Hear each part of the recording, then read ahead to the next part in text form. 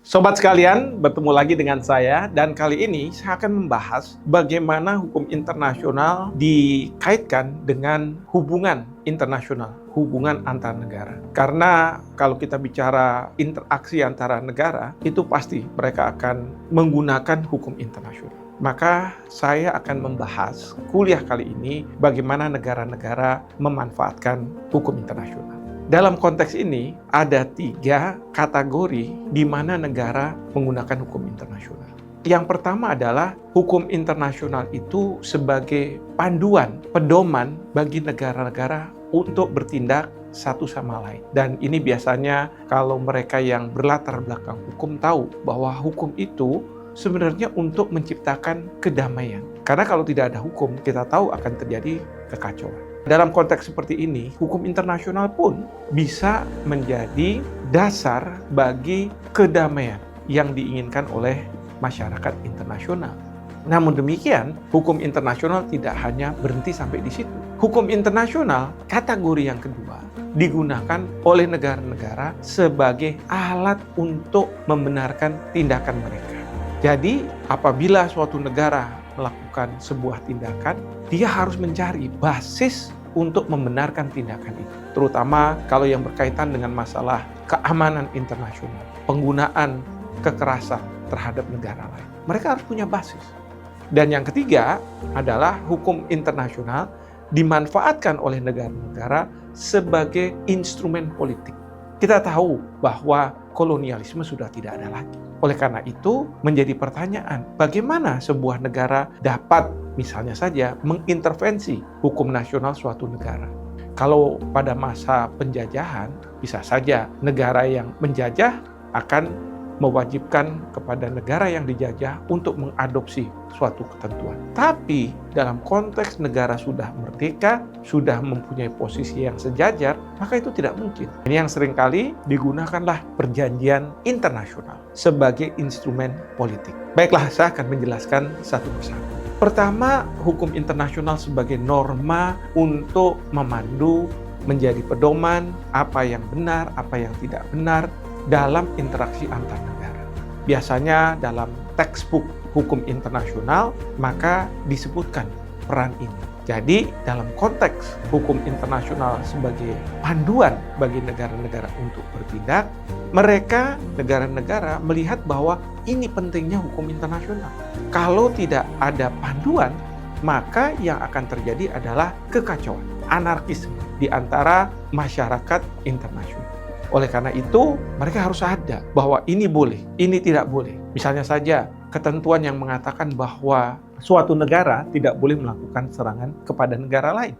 Tentu ada panduannya, bahwa kalau misalnya tindakan itu dilakukan, maka ini dianggap sebagai suatu pelanggaran terhadap hukum internasional. Tapi dalam konteks hukum internasional bukan berarti menggunakan kekerasan itu dinafikan sama sekali. Bisa saja dalam konteks hukum internasional negara menggunakan kekerasan, use of force, ketika dia mendapat serangan atau yang disebut sebagai hak untuk membela diri. Dalam konteks seperti itu, norma-norma ini banyak sekali. Norma yang mengatur bagaimana kita menyikapi masalah lingkungan. Bagaimana norma yang mengatur berkaitan dengan negara-negara ketika mereka mengirim para wakilnya. Hukum diplomatik yang kita sudah bahas, itu juga adalah aturan-aturan. Bagaimana apabila warga negara dari suatu negara dizolimi oleh aparat penegak hukum dari negara tertentu. Bagaimana mekanisme jalan keluarnya, bagaimana penyelesaian sengketa. Itu semua adalah norma-norma yang menjadi pedoman, yang menjadi panduan bagi negara untuk berinteraksi. Dan dari sini tentu negara bisa dipersalahkan apabila dia melanggar ketentuan. Ini yang saya bicara dalam konteks hukum internasional sebagai norma untuk memandu, menjadi pedoman bagi negara-negara ketika mereka berinteraksi. Yang kedua adalah hukum internasional sebagai legitimasi, sebagai alasan pembenar. Jadi kalau misalnya sebagai alasan pembenar, tentu sebuah negara ketika melakukan suatu tindakan terhadap negara lain, dia harus mengatakan bahwa tindakan saya dibenarkan menurut hukum internasional. Ini yang harus dicari pasal. Saya selalu mengatakan dalam konteks seperti ini, seperti individu yang saling menggugat di pengadilan. Kenapa misalnya seseorang melakukan gugatan? Oh, karena ada aturan yang membenarkan dia bisa membela haknya, mencari keadilan. Tapi dari pihak lawan juga ada narasinya. Mungkin aturan yang dipakai tidak sama. Sehingga apa? Ini yang disebut sebagai bagaimana individu itu memanfaatkan hukum untuk membangun argumentasi bahwa yang saya lakukan adalah benar. Dalam konteks masyarakat internasional, dalam interaksi antar negara, bisa saja satu negara melakukan tindakan yang mengatakan bahwa saya melakukan tindakan yang dalam koridor hukum internasional. Dan oleh karena itu saya tidak melakukan pelanggaran. Coba sekarang kita bayangkan, perang di Ukraina. Ukraina ketika diserang oleh Rusia, Ukraina akan mengatakan bahwa Rusia telah melanggar ketentuan yang ada dalam Piagam PBB, yaitu pasal 2 ayat 4 Piagam, yang mengatakan bahwa negara tidak seharusnya menyerang negara lain yang akan mempengaruhi keutuhan teritorial integritas. Jelas ini akan digunakan oleh Ukraina atas serangan yang dilakukan Rusia kepada Ukraina. Tapi kalau kita perhatikan, Rusia pun punya alasan. Dia mengatakan bahwa saya melakukan serangan ke Ukraina karena menggunakan pasal 51 Piagam PBB, yaitu hak untuk membela diri. Pertanyaannya, apakah Rusia sedang melakukan pembelaan terhadap dirinya? Bukankah Ukraina tidak melakukan serangan kepada Rusia?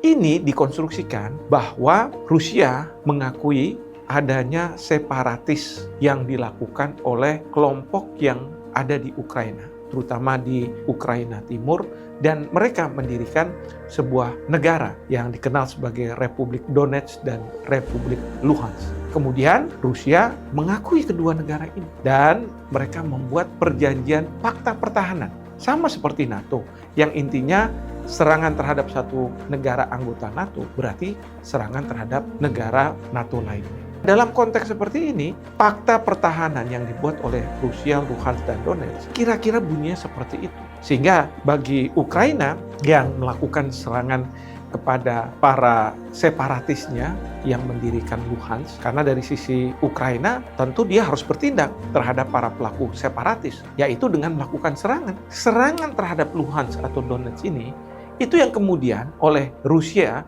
dijadikan alasan atas dasar fakta pertahanan bahwa Rusia boleh melakukan serangan terhadap Ukraina atas dasar pasal 51 Piagam PBB. Ini yang saya maksud dengan bagaimana negara-negara menggunakan, memanfaatkan hukum internasional untuk melegitimasi, membenarkan, menjadikan justifikasi terhadap tindakan mereka. Sehingga mereka seolah-olah dalam koridor hukum internasional.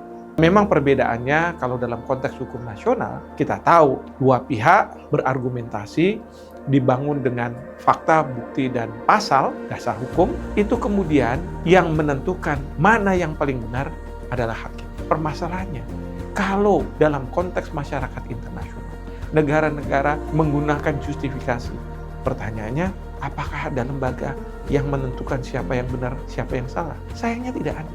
Kalau mahkamah internasional, itu kan harus disepakati dulu antar negara untuk sampai ke mahkamah internasional. Kalau tidak ada kesepakatan, tentu tidak bisa. Oleh karena itu, ini yang menjadi permasalahan. Karena apa? Masing-masing negara menggunakan hukum internasional untuk membenarkan tindakannya dan tidak ada pihak ketiga yang menentukan apakah memang sudah benar atau tidak. Ini yang kita saksikan bahwa hukum internasional digunakan sebagai alat legitimasi, justifikasi, alasan pembenar dalam melakukan tindakannya. Dan terakhir adalah hukum internasional digunakan sebagai instrumen politik.